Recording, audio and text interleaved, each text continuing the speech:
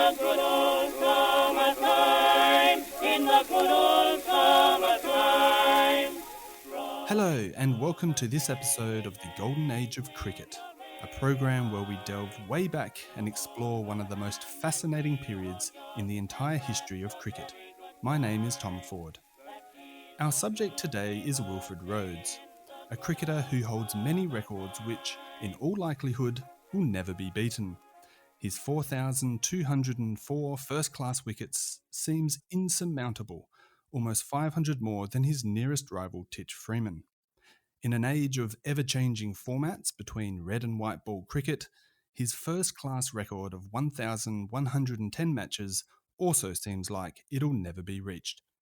He played his first test in 1899 alongside W.G. Grace, and his last in 1930 at a time when Bradman was taking all before him. At 52 years and 165 days, he still holds the record for being the oldest person to play a test match. But his career was much more than just longevity and gigantic numbers. My guest today is Patrick Ferriday. Born in London, he lived for many years in West Berlin, but came back to England to work as a racing commentator in the early 1990s. Since 2011, he's written 4 books and published a number of others via his own publishing group, Von Crum Publishing. He now lives in Brighton, where in 2021 he wrote and published a long-awaited biography on the life and times of Wilfred Rhodes. Patrick, welcome. Thank you, Tom. A pleasure. The title of your biography, Wilfred Rhodes, The Triumphal Arch, seems to me to have wonderful innuendo. On the one hand, it references Wilfred's ever-reliable bowling action, where he could flight the ball like few others, and one which sent down a record 185,000 first-class deliveries. On the other, it references his extraordinarily long career, spanning from the late Victorian age to the Depression era. Am I correct in this assumption? Absolutely. I would like to say it was my subtitle, The Triumphal Arch, but I nicked it from Alan Thompson, A.A. Thompson. And it does exactly as you've just said. It references certainly his style of bowling in the way that the ball arched down from his hand to the batsman's groping bat. But also, yes, very much. He's the link between the age of Grace and Bradman. Quite simply, as you say, his first game was with Grace, and his last game was with Bradman. It's almost too neat to be true. 1898 to 1930, and also a little bit earlier you referenced some of his astonishing records. You said that they might never be broken. I think I'd take issue with that. They won't ever be broken. Yes. I don't see anybody taking 4,204 wickets, or even getting near his 40,000 runs. We shouldn't forget he was a half decent batsman. And the amount of balls he bowled, the amount of games he played, so on and so forth. Unless cricket as a game takes a turn that it will never take, in my opinion, those records are for eternity. Absolutely. And we're going to discuss his statistics in detail later in the podcast. But why do you think there's never been a significant, all-encompassing biography on Wilfred Rhodes until now? A good question. A very good question. Let me see. Well, there were two books published, as you know, in the early 50s. Sidney Rogerson wrote a biography of him, and same, I think, the year before or the year after, Alan Thompson wrote a book about Wilfred and George Hurst. Maybe people thought Rhodes had been done, possibly. Maybe some people might have thought this is a bit too big. His career is so enormous, hardly know where to start. Perhaps people looked at it and couldn't find enough personal information and thought, well, I'll end up just writing about his statistics and his career, and that's not a book I want to write.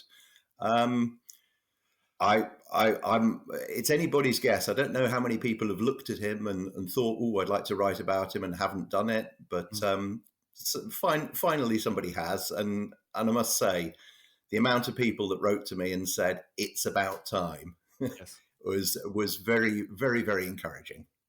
And I am one of them, absolutely. You've done a splendid job. You touched on it very briefly there, Patrick. What primary sources were of most value to you while researching his life and career? Well, I suppose those two biographies are an excellent starting point. Obviously, I reference them a lot. But if you're just relying on two other people's biographies, then there's something a bit wrong with your own biography. It's an enormous advantage now to have the internet. All his records, all his achievements, all the statistics are just there. You can find anything you want, pretty much. So that's all at your fingertips as well. You don't have to go off to libraries and research centres to find those. The same applies to access to contemporary newspapers. Just join the British Library, and suddenly you've got X number of newspapers in your front room, so to speak. Also, I suppose I had the advantage over Rogerson and Thompson, obviously, that they wrote 20 years before Wilfred had died. So there's nothing of his later life in their books for obvious reasons. A lot of bits and pieces about Wilfred have appeared since those two books, so I was able to take advantage of all of those. There's a lot. Wilfred appears, not surprisingly, in a lot of books. He had a very long career. So if you, I don't know, for example, I went through my library of books and just went along. Oh, there's a book by Patsy Hendren. Well, he's sure to mention Wilfred, and he did. There's a book by Frank Woolley. He's sure to mention Wilfred, and he did. And I just went through all the books just to see the sometimes just little bits and pieces, little snippets, sometimes a little bit more. And then I had the wonderful, more detailed accounts by, particularly the one I like is Jim Kilburn, the Yorkshire historian, whose accounts of Wilfred are just marvellous. I think those are really the very, very best. Neville Cardus also. And then on top of that, I was fortunate enough to talk at some length to David Frith, who, as we'll no doubt get onto, met Wilfred and recorded a long interview with him. So I had access to David's memories and also a recording of the interview, which didn't, I suppose, bring up anything particularly new, in the sense that most of what Wilfred said I already knew, but to hear it in his words, in his voice, is really something quite special. And then as far as his personal life was concerned, I had the very, very great pleasure and privilege to talk to Wilfred's granddaughter, Margaret Garton, who is now in her, I'm sure she'll listen to this, I'm guessing she's in her early 80s, maybe mid-80s. And she has wonderful memories of him. I think she must have been about 30 when he died, so she knew him very well. And she was a wonderful source of information about who he was, what it was like to be with him in his last 20, 25 years of his life. And also she was wonderfully, she gave me a lot of confidence in the sense that she checked over some of the stuff I'd written and was happy with my conclusions and happy with some of the assumptions I'd made. And that made me feel very good about what I was doing, and that the idea that I'd actually got him and understood him. And I felt I had, but when Margaret told me, yes, you have, that's when I thought, no, I'm on safe ground now. That's very sweet. And it's so nice that as we drift further from the golden age, that there are still people alive today who have that connection. I mean, she had a personal connection, but that there are still people who knew these cricketers from the golden age. It's, we're in a few more years and a few more decades, we won't have that connection. It's very sad. So that was I think, a very nice angle in your book. Yeah, I think I was aware of that. I think I've always been aware of these kind of things. To go slightly off piste, there was a historian of the First World War, and I'm trying to remember her name, MacDonald. She had the idea in the 1970s to talk to lots of veterans of the First World War, quite simply because she thought if she didn't talk to them in time, nobody ever would, and their stories would be lost. And she's written a whole series of First World War books about Lynn MacDonald. And a similar thing would apply, I think, to the writer Stephen Chalke, who has written a series of books, or his first two books were really 90s and 50s and 60s cricketers that he felt their stories hadn't been told, and he looked for people, interviewed them, talked to them, and brought their stories together. As you say, as we get further away, the original protagonists die out, and then their relatives do, and so I feel very blessed to have had David and Margaret Garton, and also George Hurst's granddaughter, Lindsay, who was again wonderful. She replied to all the emails, and she was very excited that I was writing about her grandfather and her grandson, which is further down the line still. Was very interested to read about his great grandfather. I do feel that I feel pleased to have made some very, very small contribution to continuing the story. Wilfred's longevity and inflated statistics have entered cricket folklore. You must have approached the biography already knowing quite a bit about him, but did anything surprise you in your research?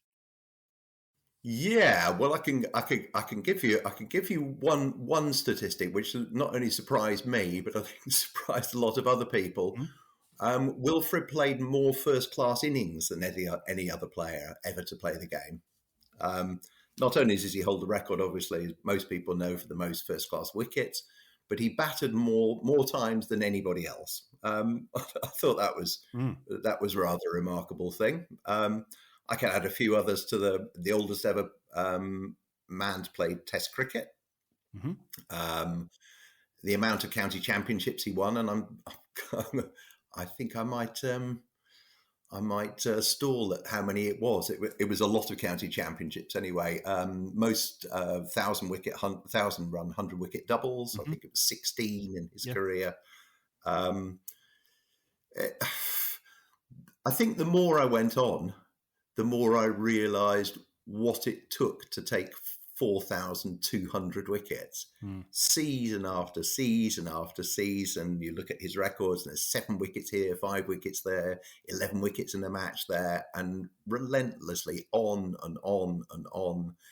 And for people who are a bit bowled over by the amount of the wickets, it's worth bearing in mind that the First World War came in the middle of, not quite in the middle of his career, but that would have been, I think you can safely say, another 600 or 700 wickets probably if the First World War hadn't intervened.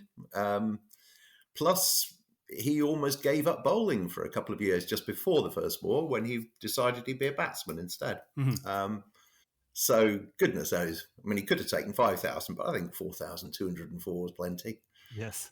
And having heard the interview with David Frith from the 1970s, what's remarkable is Wilfred's memory and his recall. I mean, for someone who achieved so much statistically, he seems to be able to, even, I think he's in his 90s when he recorded that interview, is he still recalls such vivid detail from 70 years ago. It's quite remarkable.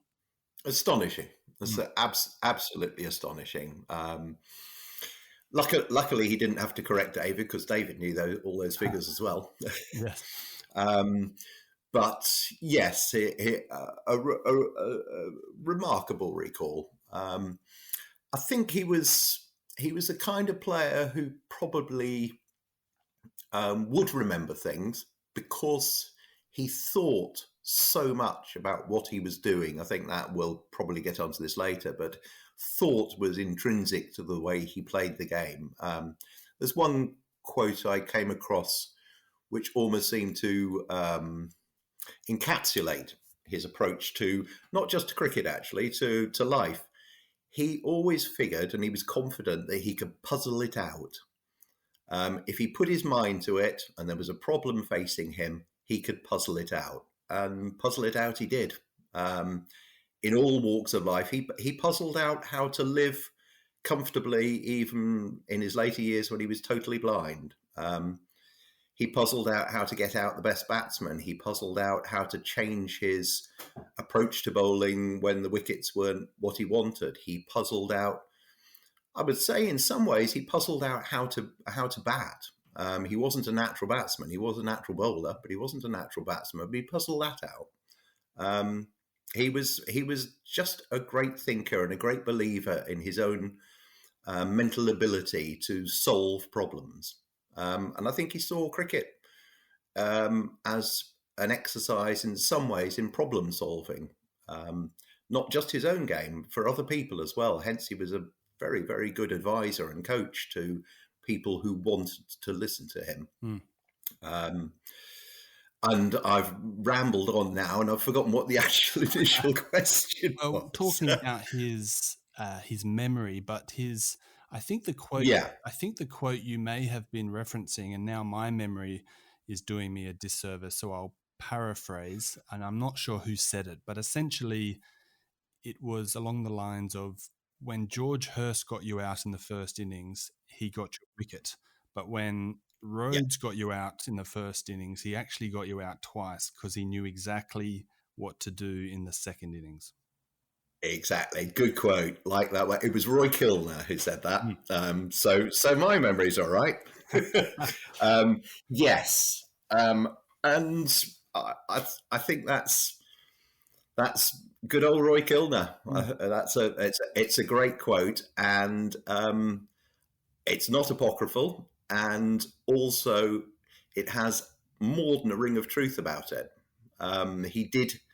He did have an astonishing memory for weaknesses and strengths of opposing cricketers and players on his own side.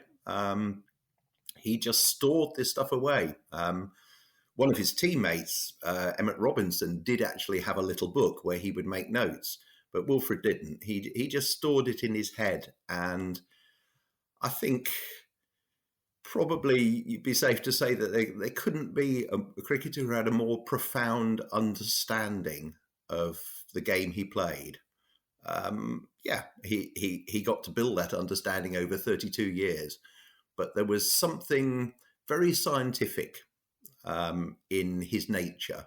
He was a great admirer of scientists and inventors because they puzzled stuff out, and that was his way of approaching life. You'll get on in England if you're not an Englishman.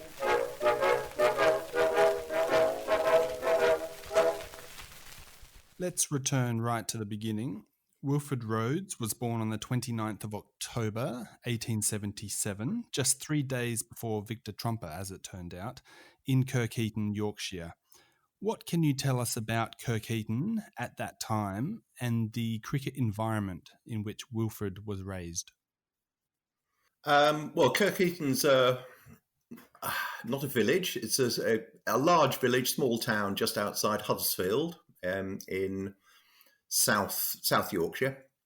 A bit more, not quite South Yorkshire, but to the south of the middle of Yorkshire. He was one of two children, the oldest of two. His father was a very keen amateur cricketer. Kirkeaton, like all towns and villages of that size at that time, had its own cricket club. He grew up playing sports, very keen on sports. I'm sure his father was a great encourager, football and cricket, but particularly cricket. And he graduated into the Kirkeaton second 11 when he was about 13, 14, something like that. Kirkeaton was not a salubrious place at the time. His father was a miner, and well, like most people in the village, they worked with their hands, and life was pretty tough. Wilfred did a lot of walking to cricket matches, and he went to see, when he was young, he went to see W.G. Grace play in Bradford. It was just a 12-mile walk. But he saw WG play, and I think that I seem to remember WG got a duck, which rather annoyed him. But yeah, a pretty, would I call it a tough upbringing? No, he had loving parents, but no luxuries. I do think that his upbringing certainly affected the rest of his life, in the sense that there was no safety net, really. This was the days before governments coming to your aid if you fell on hard times. You would rely on families more than any kind of state support. And I think throughout his life, he always worried to a degree about money. And that would be a hangover from his childhood, I think. As far as the cricket was concerned, yeah, he got into the second team when he was 13, 14. And there was a chap playing for the first team called George Hurst, I think George was 5 years older than him, maybe, round about that, and was already playing for Yorkshire and was clearly the hero of the village. And he batted right-handed and bowled left arm, as did Wilfred, which must have been nice for Wilfred. And he had a man to look up to and something to aspire to. And what's extraordinary about the era and the area in which Wilfred emerged is that two other cricketers would also come through the ranks and play for England, George Hurst, as you just mentioned, and Schofield Haig. Collectively, they were known as the Huddersfield Triumvirate. What can you tell us about these two other cricketers and their relationship with Wilfred Rhodes? Well, that's yes. The Triumvirate is a very commonly used. Well, I say commonly used. It is to me, because having spent years and years researching, I think probably it's fair to point you to a book by Harry Pearson, which was published just after mine, which is about the three of them. And that goes into, I'd recommend it to anybody who enjoyed reading about Wilfred in my book. Read the Harry Pearson one as well. It's a different kind of approach. Harry Pearson's a different writer to me, and wasn't trying to ape what I was doing by any means.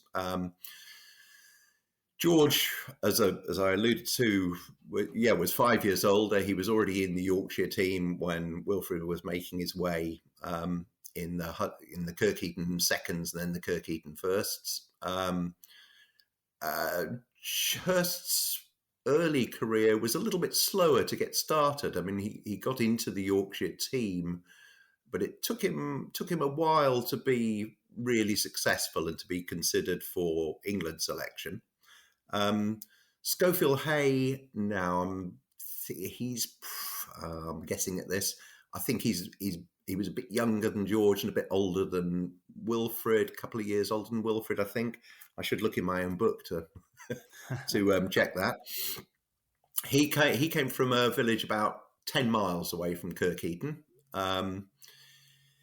and he was a right-arm off-break bowler.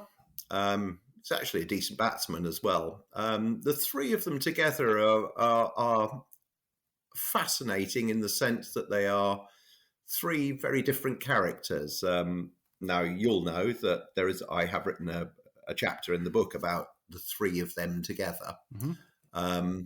Not so much just about what they achieved, although they did achieve a lot. Having those three in a team at the same time, was you had a fair old chance of winning the county championship, especially as you had Stanley Jackson as well in the same team. You were gonna bowl out most other teams pretty easily.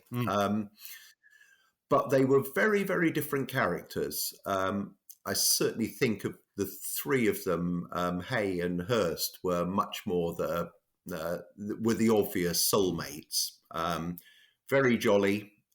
Schofield Hay was life and soul of the party in the same way that George Hurst was. He was a great practical joker.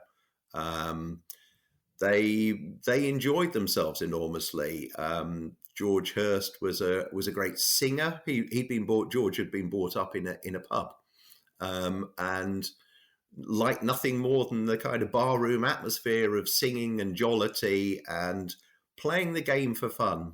George would just throw himself at everything, like a little rubber ball. He didn't. I suspect. No, I think I know.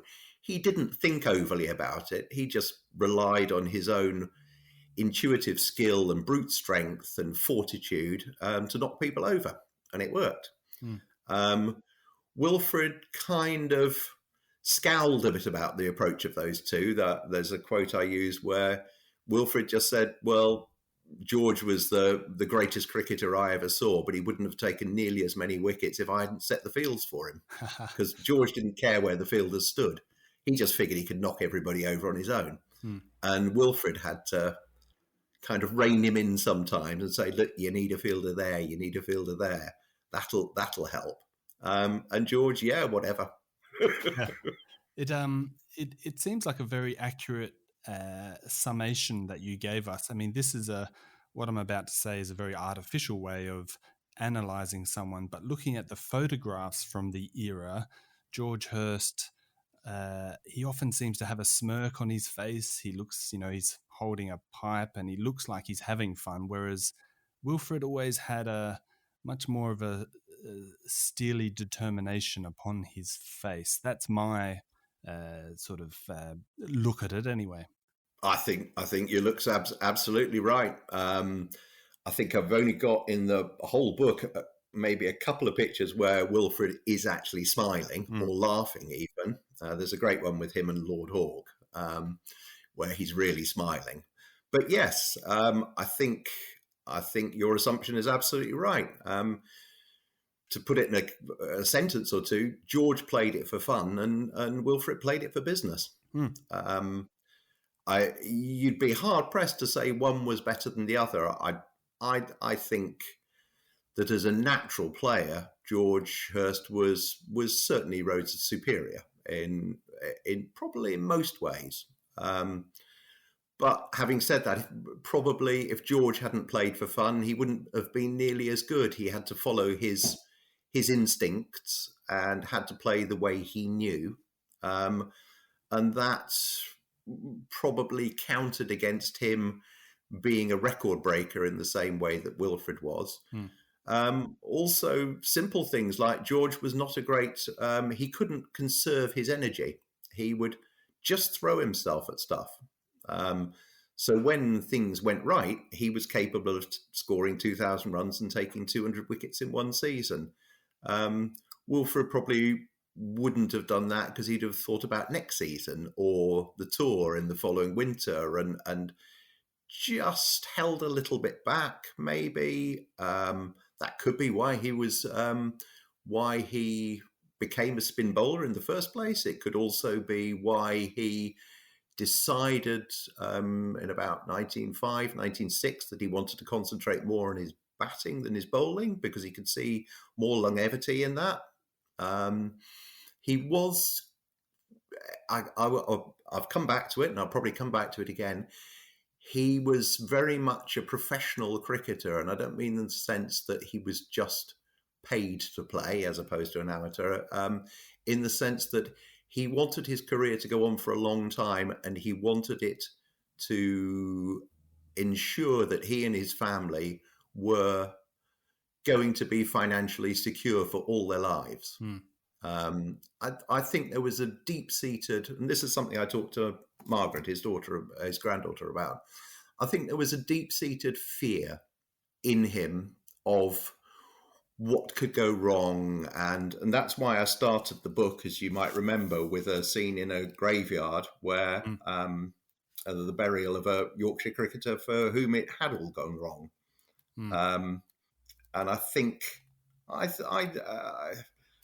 didn't write that chapter for effect. I do think that funeral in I can't remember, was it 1898, 1899, the funeral of Billy Bates. I think that did affect him and did worry him and did make him realise. I think I wrote what lay below if things went wrong, and Wilfred thought, how can I best array the chances against things going wrong? What's the best way for me to pursue my career other than being a very good cricketer? How can I organise it best? And he did a pretty good job of it. And not to mention the outbreak of the First World War, of course, which must have, amongst a whole raft of emotions, must have really cast doubt in his mind as to whether his career could go on, not knowing when the war was going to end, of course. Do you think that possibly drove him post-war to keep playing because he had to make up for any lost cricket? I think that would be one consideration. I think there were a number of considerations. He was fit, and he was perfectly capable of playing after the First War. For example, I mean, you could draw a parallel with Colin Blythe, who, as you know, didn't survive the First World War. But Colin Blythe said pretty much at the outbreak of the First World War, "That's it for me. I won't play first-class cricket again." He thought he was coming to the end of his career anyway. Right. And Colin Blythe would have been about the same age as Wilfred, maybe a tad younger. But he felt that his career was finished anyway, or was in its decline. I don't think Wilfred thought that in 1913 or 1914 at all. But when he came back, when the First War finished and they came back in 1919, of course there were huge gaps in all the county ranks. Not so much casualties, although of course there were some very famous ones. Percy Jeeves, for example, being one, and Colin Blythe. But players hadn't played first-class cricket, so there was a great weakness in a lot of counties, and Wilfred rejoined the Yorkshire team and found out he was still the best spin bowler in the country.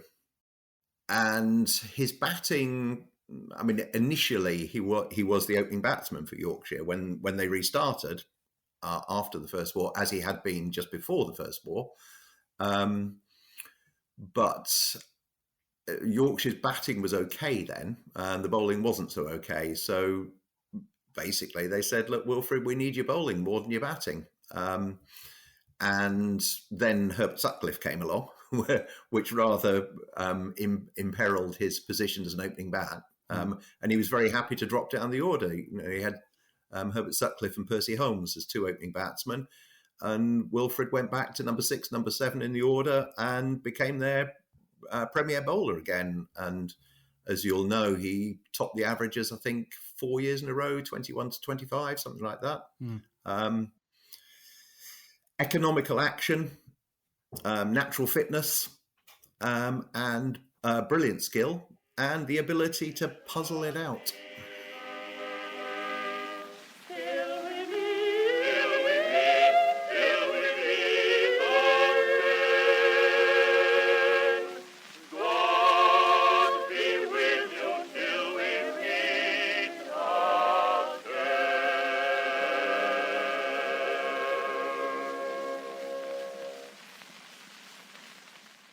Now, returning to the early days, Wilfred's arrival on the first-class cricket scene back in 1898 coincided with a very successful period for Yorkshire cricket, as they won the county championship 6 times in the first 11 seasons of his career.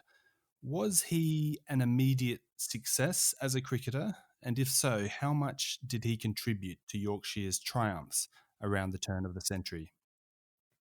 Well, was he an immediate success? Yes. An unequivocal yes, yes, and yes. Um, he only really kept. I mean, it's.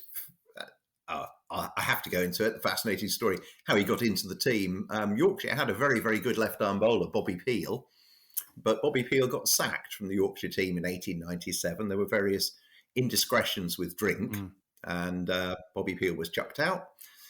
Yorkshire needed another left-arm bowler. They trialled two of them, Wilfred and Albert Cordingley, and they decided before the 1898 season, their first 4 or 5 games were in the south of England, so their squad took off, and they took Cordingley and Rhodes.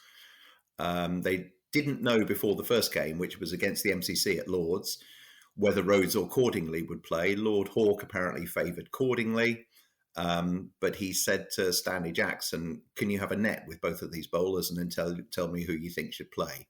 Jackson went out, did a net with both of them, came back and said, "You want this guy, Rhodes. He's the better." So Wilfred played in the first game against the MCC at Lord's. He'd never been to London before, and there he was at Lord's, and wouldn't you know it, he was bowling to W.G. Grace. So decent start to your career. He did pretty well. He got, I think, 5 or 6 wickets in the first game. Nothing remarkable, but he'd been bowling to Billy Murdoch, W.G. Grace, and various other luminaries. So they kept him in the team for the second game, which was their first championship game of the season.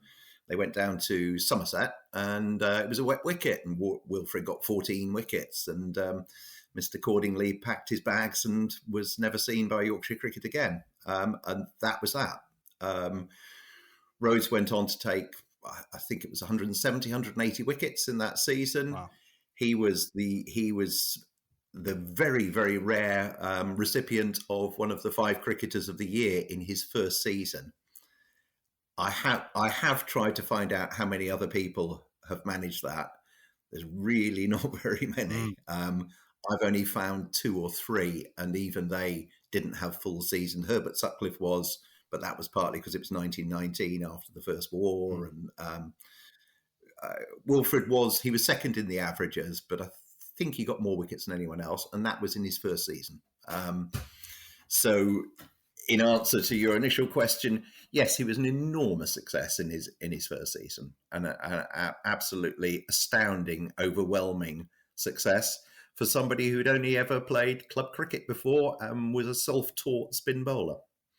Now, Patrick, one figure loomed large over Yorkshire cricket during this period, and you mentioned him in your previous answer, and that is Lord Hawke, who captained the county for a staggering 28 years. His influence was so great that he had the power to prevent Wilfred from touring Australia in 1901-02. What sort of relationship did Wilfred have with Lord Hawke? Yeah, that's a very interesting one. Firstly, I think when I was dealing with this, I was kind of thinking, what relationship do I have with Lord Hawke, and do I try and avoid imprinting my own views of Lord Hawke onto Wilfred? There's a danger in doing that. I mean, I think Lord Hawke he did some remarkable things. I mean, he cleared out the team of a team of basically a lot of people doing a lot of drinking, underachieving. He transformed the team. He did a lot of good things about winter payments, but boy, did he tell everybody how great he was. If you have the misfortune to read Lord Hawke's book, it's almost unreadable, except as a sort of comedy of self-aggrandizement. I think I have a natural antipathy towards amateurs against professionals in that time. That's my sort of political standpoint, maybe. So I tried not to bring all that in, and I probably failed. But I think, in answer to your question, I think Wilfred had a lot of respect for him, a lot of respect for what he'd done for Yorkshire cricket. Lord Hawke wasn't a bad player. He was a damn sight better than the captains that followed him. as a player and as a captain. Actually, he wasn't a bad captain. I think Wilfred had, certainly when he was younger, it kind of dissipated as he became older, a natural respect for authority, and Lord Hawke really was authority. But there are little bits and pieces that fall into place. There was one sort of unguarded quote that I came across where they were talking about financial arrangements for widows after a player died, and this affected Schofield Hayes' widow after he died, that Yorkshire wouldn't give him or wouldn't give her his benefit money. I think they lent her some of Hayes' benefit money so she could buy a house, but they charged interest on it. And Wilfred just said, well, I expect that was one of Lord Hawke's daft ideas. Right.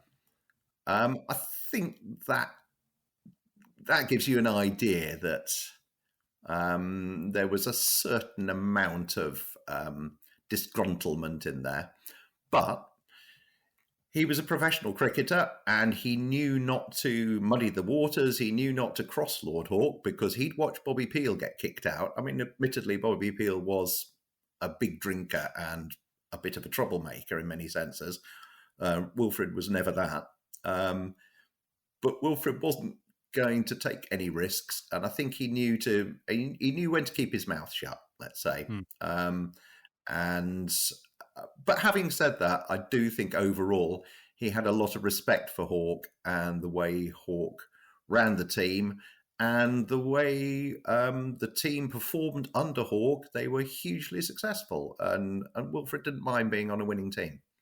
I think one of my favourite moments in your entire book comes at the end of your chapter talking about Wilfred's relationship with Lord Hawke. And it's quite comical, and I might miss some of the details. You can correct me, but you're talking about the moment, I think it's about 1926, when Lord Hawke is presenting Wilfred with a portrait of himself, of Wilfred, and Hawke at the unveiling, at the presentation, calls this the high point of Rhodes' career, and you simply say, it definitely wasn't. And that's the end of the chapter, and it just sort of sums up the dichotomy, I suppose, of their place in cricket as well. Yeah, I think so. I mean, as I said, Lord Hawke had a pretty high opinion of himself, and I mean, as did quite a few of the golden age cricketers. I mean, we started on this talking about the 1901-02 tour where Lord Hawke wouldn't let Wilfred or George Hurst go on the tour. He basically said, no, they're Yorkshire players and they're not going. And both of them acquiesced, but they didn't really have much choice. That was a lot to do with the fact that Archie McLaren was leading the tour, and Lord Hawke and Archie McLaren did not like each other. And Lord Hawke wasn't going to make anything easy for Archie McLaren. Dear me. I mean, there are so many handbags they were throwing at each other. They really did need to, sometimes you just feel, get a grip. But they were obsessed with themselves. McLaren, every bit as much as Lord Hawke, worrying about his legacy and how he would be seen to future generations. You do sometimes just shake your head and think, oh, my giddy aunt, this is really a bit too much. Having said that, what they did for cricket in their own ways was quite remarkable, and cricket wouldn't have been the same without these people. Yes, I don't think the presentation of that portrait was a great high point of Wilfred's career. I think it was something that it was a commissioned portrait, and a lot of work went into it. And I can't remember, I think it hangs at Lord's now. I think Wilfred would have just shaken his head and he wouldn't have even muttered under his breath. He wouldn't have needed to. And he'd have gone through what he needed to go through, and then he'd have collected his paycheck. Well, let's talk about Wilfred's bowling action, because it was through his bowling, of course, that he immediately found success. You go into great detail in your book about the mechanics of his action. Can you describe it for our listeners, please? This is a great one, really, because there's so little footage that you have to kind of put together various people's accounts of it. And I'm not a bowler myself, so I have to kind of try and learn what other people say about it. Yeah, he was a slow left arm bowler. Came off a pretty short run, 3 or 4 pace run. He almost exclusively bowled round the wicket. I think I found one reference to him bowling over the wicket, but the rest of the time it was all round the wicket. And very, very, very easy action, as you'd expect, as any good left arm spinner should have. The easiest action, I suppose, someone like Bish and Beatty. Well, yeah, think Bish and Beatty, except it wasn't Bish and Beatty, but that kind of ease of delivery. I think the most important thing, obviously, is what happens when the ball comes out of the hand. Wilfred did have remarkable control, as you would imagine, over what he was doing. He firstly, he knew what he wanted to do. I think in the sense of, I'm going to say it again, puzzling things out. He knew where he wanted the ball to go. Probably he knew when he bowled the first ball where he wanted the fourth ball of the over to go and where he wanted the other 3 to go to prepare for the fourth. And he had enough control and accuracy to actually do that. Now, I think we could all think of plenty of other spinners who have that kind of ability, that you're not trying to take a wicket with every ball. You're trying to build up to the one that is going to take the wicket. So I think through all the studying and all the reading about him, I think for Wilfred, I would say spin wasn't the great weapon, in the sense that he knew there wouldn't always be spin there. He wasn't a massive spinner of the ball. He could spin it a lot, but he wasn't a huge spinner of the ball. He was very accurate, but I think and of course, changes of pace, changes of flight, of course, they're in there. But length was, I think, for him, absolutely crucial.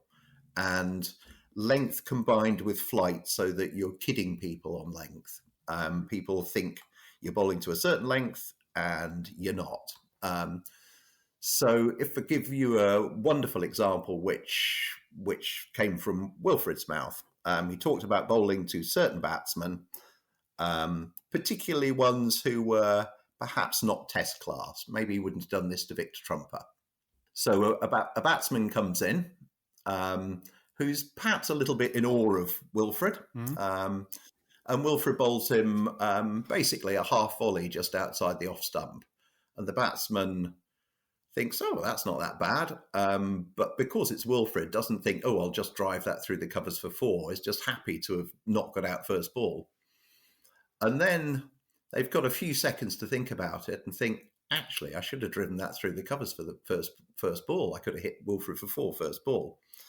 And then Wilfred sends down the next ball, and it looks exactly the same as the one before. And the batsman, who's had a little bit of time to think about this, thinks, oh, this time I will knock it through the covers for 4. But that ball that looks exactly the same isn't exactly the same. It's just about 2 inches shorter.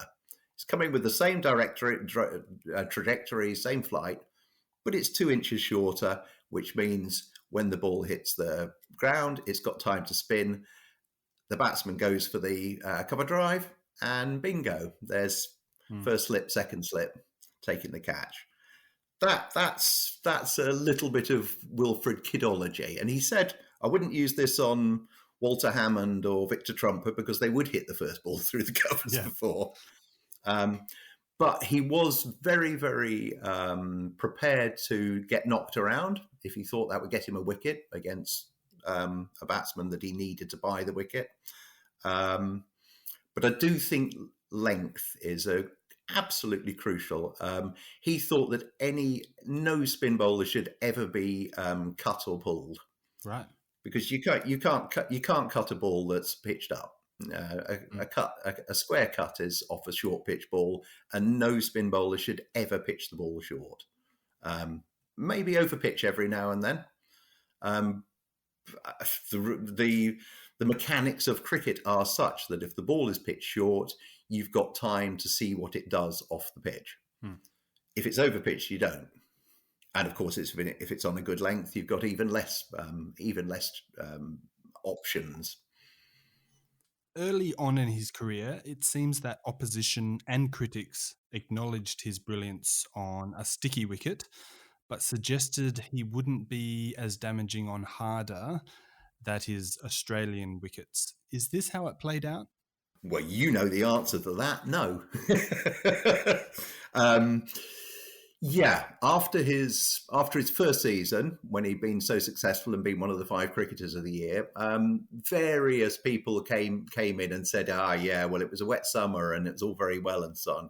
Let's see how he gets on in a dry summer. And the summer of 1899 was dry.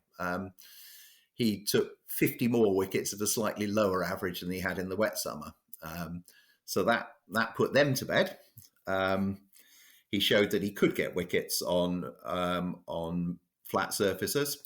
And of course, they were uncovered pitches, so there were still stickies around. That was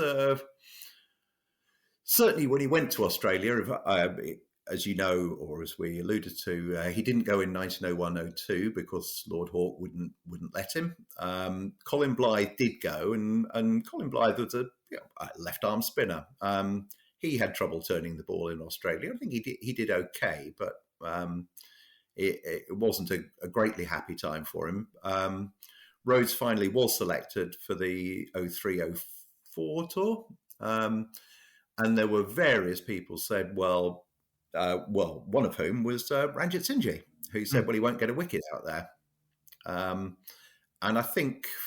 So you would probably know better than me. I think there were 1 or 2 Australians who were very dubious about that. All they knew was he was a left-arm spinner who seemed very particularly prolific on wet wickets. And let's see how he does on a billiard table against Victor Trumper. And he might find that life is very, very difficult, very, very different and difficult. Different air as well. Not just the flatness of the wickets, all number of things. And I would be quite certain that Wilfred was very, very well aware of the dangers of what might happen, and that he might or probably would need to modify his approach to bowling. I think actually Victor Trumper was one who suggested, after the 1902 Australian tour of England, which is when Trumper stamped his authority as the superstar batsman, and it was a very wet season, that he suggested, yes, Wilfred's a lovely bowler, but he's not going to have any success on the harder Australian pitches. And I think you're right. Yeah, I knew you'd know. Of course, Wilfred was a professional cricketer as opposed to an amateur. For our listeners who might not be across the dynamic between professional amateur cricket at the turn of the century, could you please explain it and what being a professional cricketer actually meant for Wilfred? I can explain it a bit, but before I do, if anybody is interested in this subject, then read Rick Sisson's book. Which and I can't remember the title. Is it called The Players? It is. It is. Yeah. I mean, it's one of the great cricket books. I've read it 3 or 4 times. I've researched it. I've used it. It's a wonderful book. I'll put it into a few sentences. Professionals play for money. Amateurs played for fun. Amateurs were theoretically wealthy people who didn't need paying to play cricket. Professionals did. It's not quite that simple because W.G. Grace, for example, wasn't a wealthy man, and he got paid more than any professional ever did. He was what was called a shamateur. He collected. He wasn't paid, but he had very lucrative expenses, let's say. Yes. For example, on the tour of Australia, his expenses were double the pay of any professional. And the professionals didn't earn a lot. Lord Hawke was pretty good with his Yorkshire lot. He always claimed he was the first to offer winter pay to the professionals. In fact, he wasn't. Surrey had already done that. The professionals stuck together. The amateurs used different dressing rooms to the professionals, and it would always, the captain of the team would always be an amateur, which that comes into Wilfred's story in the 20s. And the amateurs were referred to as Mr. and would happily refer to his players by their surnames. I think there were certainly more enlightened amateurs. Some of the old school certainly would use set surnames, and there was a lot of bad feeling, I think, amongst professionals at certain times, but there was also the feeling, I think, amongst most professionals that the captain should be an amateur, that there's a natural distance between him and the rest of the team, which is probably good for the team. And of course, this caused raised eyebrows, I think, amongst the Australians, of the Australian players of the time, who were much more egalitarian, and were astonished by this, what they perceived as a ludicrous divide in English cricket between the amateurs and, of course, amateur captains of the England team. We mentioned McLaren, Pelham Warner, Foster, C.B. Fry, all the pre First World War captains, and going, of course, right up to the early 50s when Len Hutton became the first professional captain of an England team. It was just the way things were. That was perceived to be the way cricket was, and that was the way it was organised. I think I get fairly crotchety sometimes in the book. Probably there's a point where people reading it might be saying, "Oh God, he's going to go on about this again." The great magazine the magazine of the period was called Cricket: A Weekly Record of the Game, which was edited later by Pelham Warner, became the Cricketer. Reading the reports in there, you quite often you wouldn't know that. Well, obviously, I was concentrating on Yorkshire and England because of Wilfred. You wouldn't even know that Wilfred had been playing. And then you'd look down at the scorecard and think, oh, he's taken 11 wickets and got 2 half centuries. I didn't realise he was playing.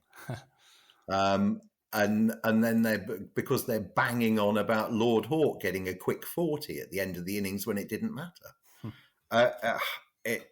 Though that kind of stuff drove me mad. Right. The unfairness of it.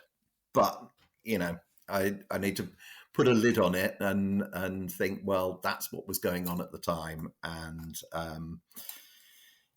most people just got on with it.